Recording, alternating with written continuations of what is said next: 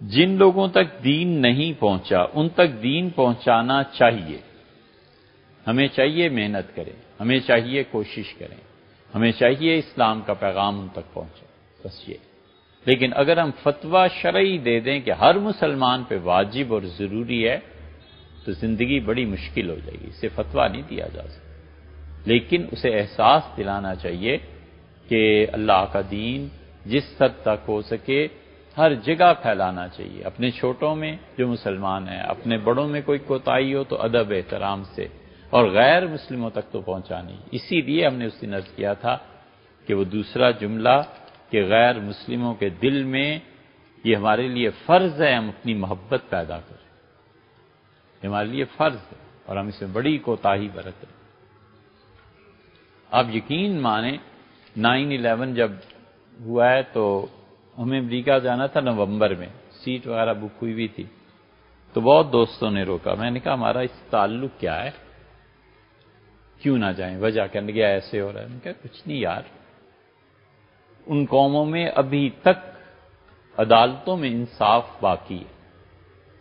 حضور صلی اللہ علیہ وسلم نے جب مکہ مکرمہ میں بہت تنگی اور دکھ کا دور آیا تو صرف ایک ہی جملہ فرمایا تھا.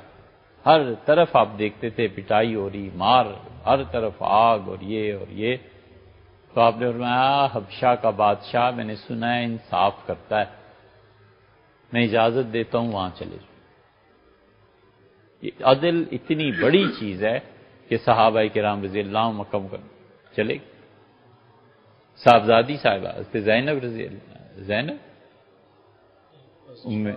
حضرت عثمان رضی اللہ عنہ کی اہلیہ تھی ام کلثوم، رقیہ یہ تشریف لے گئی. ان ملکوں میں جو عدل کا نظام ہے نا، بعض بڑی زبردست مثالیں. 9/11 خیر نومبر میں پہنچے تو ان دنوں جہاز بالکل خالی اڑ رہے تھے. لندن سے امریکہ کے لیے جب بیٹھے تو دیکھا سفید کپڑوں میں 12 15 16 پادری بھی. تو جہاز خالی بالکل، پیچھے جا کے سو گئے.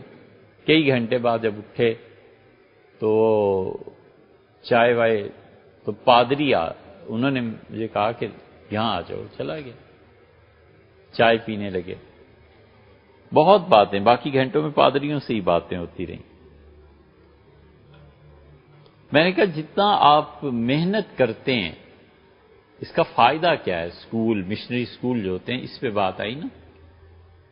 ان کا مشنری اسکول میں ہم مینرز سکھاتے ہیں، یہ سکھاتے ہیں، کوئی خاص فائدہ نہیں، ہمارا خرچہ بہت زیادہ ہو جاتا ہے. لیکن کہنے لگے ایک آدمی بھی کہیں صدی میں نکل آئے تو ہمارے سارے چیزیں پوری ہو جاتی. ان کا کیسے؟ کہنے کا مشرف صاحب کو دیکھیں آپ، یہ ہمارے ہاں کے پڑھے. اس نے کہا یہ ہمارے ہاں کے پڑھے ہوئے ہیں، ہم نے ان کا ذہن بنایا ہے. اب ایک مملکت کے صدر ہیں، ہم ایک مرتبہ ان کے پاس ایک ہمارا ٹیچر گیا تھا. اس نے کہا کہ بھٹو نے جو اسکول نیشنلائز کیے تھے، ہمارے جو اسکول مشنری کے ہوئے تھے ہمیں واپس کیے جائیں. انہوں نے 1 منٹ نہیں لگایا، سائن کیا، ان کا انہیں واپس کر.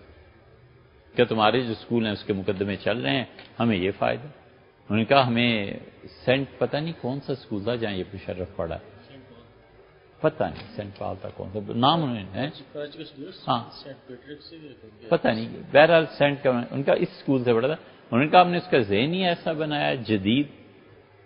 تو یہ ایک آدمی آیا ہے اور ہم جو چاہیں گے اب وہ ہوگا، اور وہ ہوا بھی. ایک آدمی آ گیا نا، ایئرپورٹ اترے تو ایک کتاب چاہیے تھی. ہم نے یہ اس لیے آپ سے عرض کر رہے ہیں کہ دنیا میں آنکھیں کھول کے جینا چاہیے. ایئرپورٹ پہ جو دوست آئے تھے، ہم نے کہا یار فلاں کتاب چاہیے، وہ پہلے لے لیتے ہیں پھر گھر چلتے. جس سٹور پہ گئے اس نے ہماری تو کم سنی، پہلی بات یہ پوچھی کہ قرآن پاک ہے تمہارے پاس گھر میں کہیں پڑھا ہوا انگلش ترجمہ؟ میں نے کہا کیوں؟ کہنے لگے اس لیے کہ اتنی ڈیمانڈ ہے کہ ڈیٹرائٹ میں این آربر، یہ ان کے شہر ہیں، ان کا قرآن ختم ہو گیا، لائنیں لگ گئیں 9/11 کے بعد کہ قرآن دو ہمیں، پڑھیں تو صحیح نا مسلمانوں نے قرآن کیا، ان کی مذہبی کتاب کیا تعلیم دیتی؟ وہ قرآن نہیں تھا۔ ایک جگہ ڈاک خط لکھا تھا، پوسٹ کرنے گیا تو پوسٹ ماسٹر جنرل اٹھ کے کمرے سے آیا، مجھ سے فرمانے لگے کہ لائن میں دیکھ کے کہ تم مولوی، کہنے لگا یہ میں کرا دیتا ہوں، میرے ساتھ ہو۔ اندر کمرے میں لے گیا، بٹھایا، چائے منگائی، کافی منگائی، مجھے کہنے لگا یہ اسلام ہے کیا، مجھے سمجھاؤ تمہارا دین کیا کرے۔ اللہ نہ کرے ایک لفظ بھی جھوٹ کہوں، رات چلتے یہودی کھڑا کر کے پوچھتے تھے کہ یہ جو 9/11 ہوا ہے اس میں تم لوگوں کو یہ سکھایا جاتا ہے، پڑھایا جاتا ہے، تمہارا مذہب کیا؟ افسوس ہوا کہ کاش ہم اپنے مذہب کو جانتے اور دین کا یہ ایک راستہ کھل گیا تھا، ہم تبلیغ کرتے، قرآن کا کوئی انگلش ترجمہ ہوتا وہ دے۔ اور دوسری طرف روس کی 6 ریاستیں جب آزاد ہوئی ہیں 94 میں نا، جب روس ٹوٹا ہے، 6 ریاستوں نے اپنا کنٹرول نہیں سنبھالا پوری طرح، اور تمام ریاستوں کی زبانوں میں قرآن پاک کا ترجمہ کر کے اور اس میں یہ لکھ کے کہ غلام احمد قادیانی ہی مسیح میں موعود ہیں جو اللہ کے رسول صلی اللہ علیہ وسلم نے وعدہ کیا تھا، اور مسیح علیہ السلام کا انتقال ہو گیا، یہ سب کفر بھر کے ان ریاستوں میں تقسیم کر چکے تھے۔ میں نے خود دیکھا، ایک ریاست میں گیا تھا، آذربائیجان میں غالباً گیا تھا، کہ کتابیں اور لائبریری قادیانیوں کے لوکل ترجموں کے ڈھیر لگے ہوئے، اور کبھی ان قادیانیوں کی حکومت کہیں بن گئی، کبھی ان کی ریاست کہیں بن گئی، ہیں اس کوشش میں، اسی لیے روس میں اتنی محنت کی کہ 6 ریاستوں میں سے کوئی کسی صورت مل جائے۔ کینیڈا میں اب کر رہے ہیں، کہیں انہیں ریاست مل گئی تو یہ یاد رکھو وہ اسلام کے نظام کو ایسے نافذ کریں گے کہ دنیا دیکھے گی اسلام تو یہ ہے۔ ہمارا اور ان کا عقیدے کا فرق ہے نا، کفر اور اسلام عقیدے کی چیز ہے نا، وہ دعوے دار ہیں کہ وہ مسلمان ہیں، پھر دیکھنا وہ تجارت کیسے قائم کرتے ہیں، پھر دیکھو وہ سود سے پاک نظام کیسے لاتے ہیں، پھر یہ سب چیزیں ہوں گی۔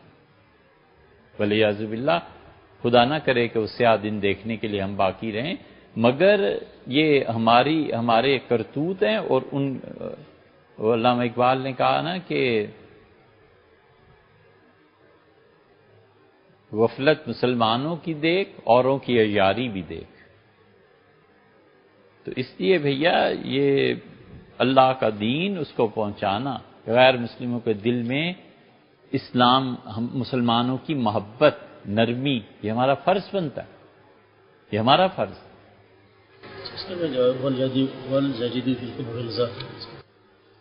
وَلْيَجِدُوا فِيكُمْ غِلْظَةً، سختی اپنے مسلک پہ ہونی چاہیے۔